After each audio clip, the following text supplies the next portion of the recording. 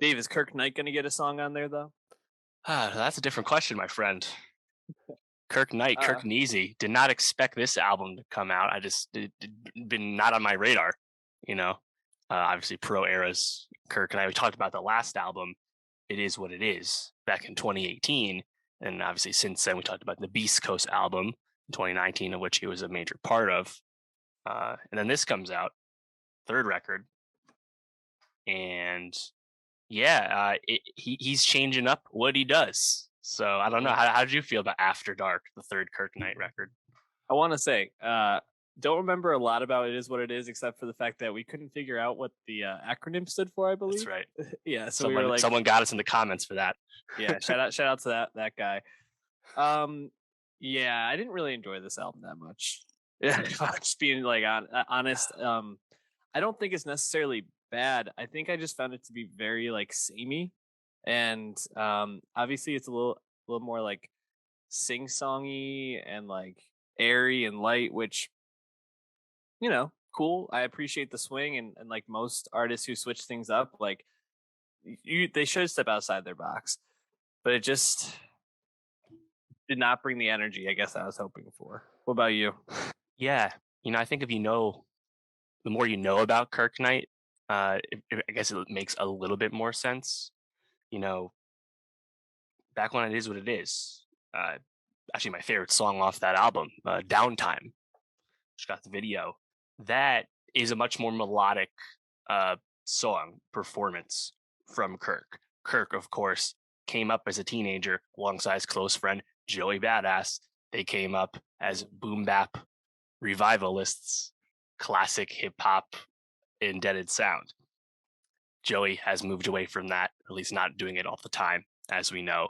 Kirk also doing the same thing. And I remember when they did the Beast Coast album press, they all kind of like making fun of Kirk, calling him R&B Kirk. And like he clearly has been going down this path for a few years now. Even think of the Coast Clear hook off the Beast Cult album. He's kind of singing it. His left hand verse, kind of melodic. But this new album, After Dark, I just think he took it way too far, you know? Because Yeah. I like him as a rapper, the Nick and Knight album with Nick Caution. Yeah. They paired great together. That shit was great.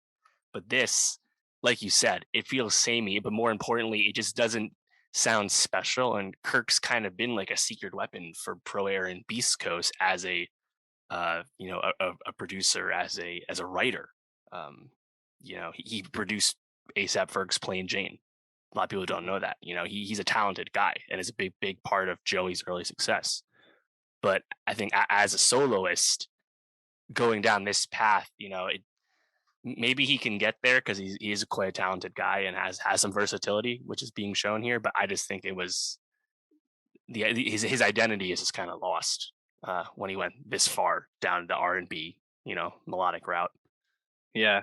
I think you really hit the nail on the head. And it's not only like the melodic route, but it's just like very like produced. And this album is very I mean, it sounds like he's kind of singing through like a cup of water at times or something like that. Like it just sounds like he's like a mile away on a lot of these tracks. And I just didn't really find it very engaging. And I think like, you mentioned that sameness and that melodicness, but it just felt like boring at times. And like, man, I just did not expect to like go into this album with that. I mean, again, he's obviously trying something, so like expand that toolbox. But just hopefully this isn't the direction he's going to go continuously from now on. Yeah, and I'd say like if you listen to this, which is a short listen, there's some moments like I think "Treat You Better."